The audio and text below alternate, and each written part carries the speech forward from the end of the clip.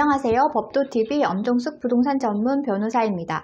오늘은 갱신 요구권이 없는 세입자의 명도 의무에 관한 내용입니다. 세입자의 명도 시기를 두고 집주인과 분쟁이 일어나는 경우가 종종 있습니다. 세입자의 명도 의무는 법률상 계약 기간이 끝날 때 발생하지만 갱신 요구권을 행사해서 계약을 연장할 수도 있습니다.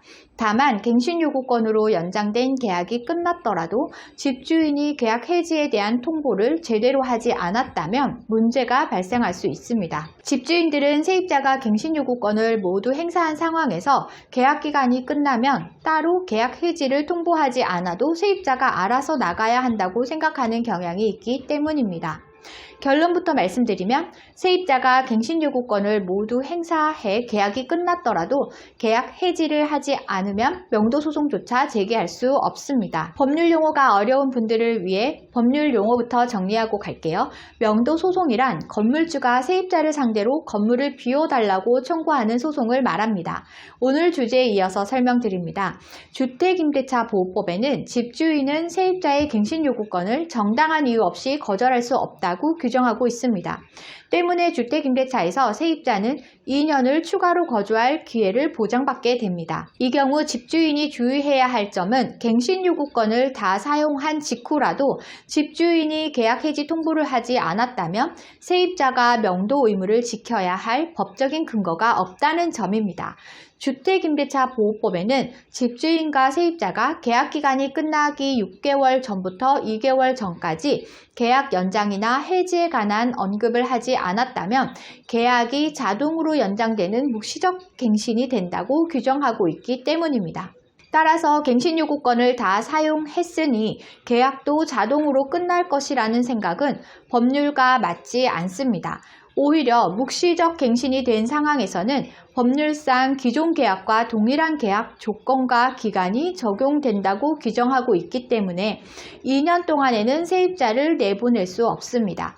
반면 갱신 요구권을 한 번도 행사하지 않은 최초 계약에서 집주인과 세입자가 계약 갱신이나 해지에 관한 언급을 하지 않아 묵시적 갱신이 먼저 진행된 경우라면 어떻게 될까요? 이 상황에서는 묵시적 갱신이 먼저 적용됐기 때문에 2년의 연장 기간뿐 아니라 갱신 요구권을 행사하지 않았기에 묵시적 갱신이 끝날 때 계약을 추가로 연장할 수 있습니다.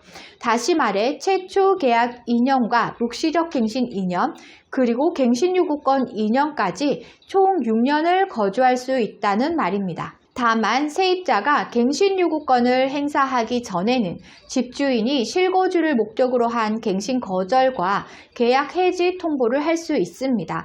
이 경우에도 법률상 정해진 기간에 따라 의사표시를 세입자에게 전해야 한다는 사실을 명심해야 합니다. 한편 갱신 요구권이나 묵시적 갱신으로 계약이 연장된 경우 세입자는 언제든 계약 해지가 가능합니다. 집주인은 계약 갱신이 시작되면 최초 계약과 마찬가지로 세입자를 함부로 내보낼 수 없습니다. 반면 세입자는 갱신된 기간에 언제든지 계약 해지가 가능하고 해지의 효력은 3개월 후에 발생합니다. 집주인이 세입자에게 계약 갱신을 거절하거나 실거주할 계획이라면 반드시 계약 해지를 통보해야 법적인 효력이 있으며 명도 소송을 고려할 때에도 중요한 근거가 됩니다. 오늘은 갱신 요구권이 없는 세입자의 명도 의무에 관한 내용을 설명드렸습니다. 정리하자면 갱신 요구권이 없어서 연장을 못해도 계약 해지를 통보해야 해지 효력이 발생한다는 것이고요. 계약 해지 통보를 하지 않으면 묵시적 갱신으로 명도 소송을 제기하지 못한다는 것입니다.